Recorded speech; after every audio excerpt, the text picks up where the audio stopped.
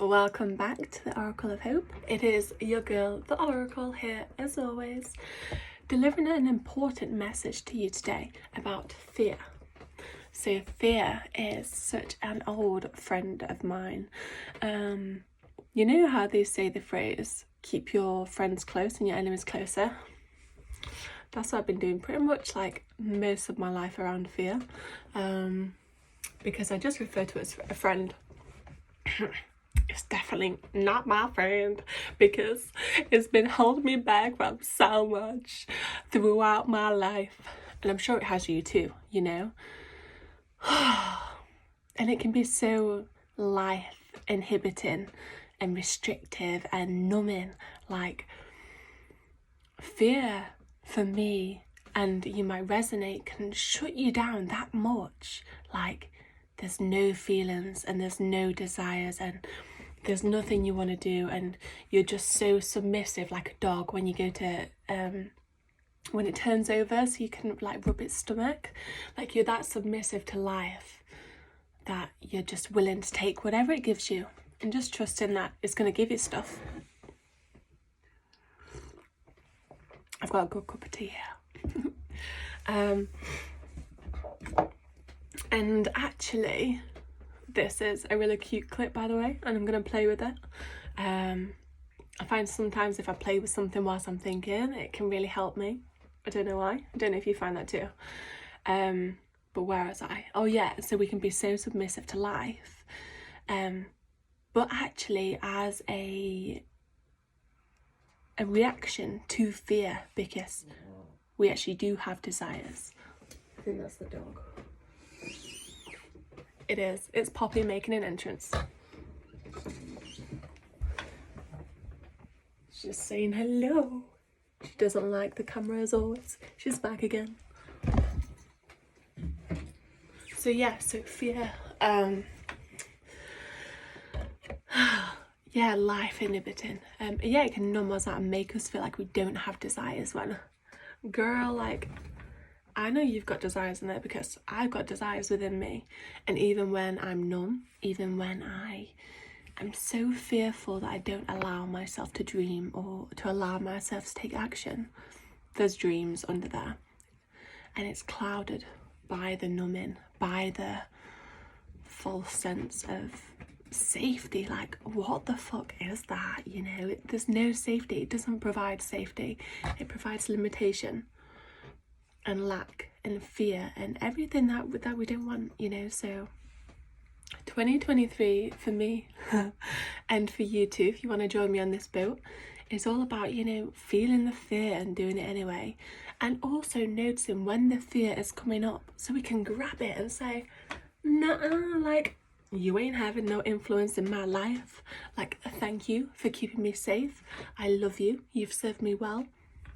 But it's time to move on. Like, you can sit in the passenger seat whilst I'm driving this motherfucking car to my motherfucking destiny, girl, because we about to do this. Because, don't know about you, I've spent too much of my time wasting worried about what other people are going to think. But then on the flip side of that, worrying about if it works out. Like, what if it works out? Like, how many of you guys, of me, people similar to me, have the fear of both of the ends, you know? What if it doesn't work? What if it does work? Which is insane, wildly insane. But it's totally irrelevant and totally valid, and it is, you know, and I love it because it is me, it is you. And yeah, so fear can be a driving force until we decide that actually we don't want it to be, you know. So practical tips I will mention here is to learn what your fears are. So make a list of them and all the things that trigger your fears. So are there any common themes, such as, you know, judgment, humiliation, failure, abandonment? Find the common themes, find the triggers. You know, is it career, is it friendships, or it could be all of them. For me, I find fears can stem across all of them. So find your triggers and like, yeah, and then it's really bringing that shadow into the light, so that if we're in one of these situations or conversations or topic which we've identified as a trigger, we can be like, okay, like, let me take a moment just to self-soothe and to be compassionate with myself during this conversation, because I know this is a triggering conversation. And then we can pay more attention to if we do numb out and if we do lose a sense of desires and feelings, because we've just completely shut down by the fear.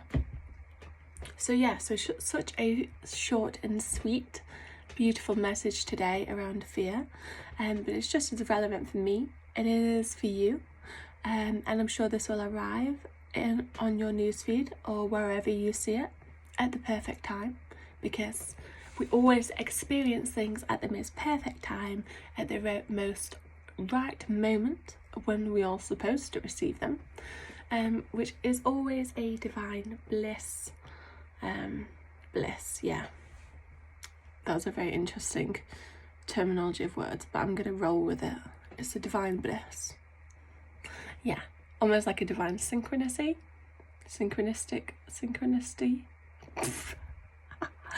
A synchronistic moment or serendipity. Yeah. So yeah, sending all my love and hugs and kisses, and thank you for joining me today on this little but yet still deep dive and practical ways of overcoming fear. Have a great day.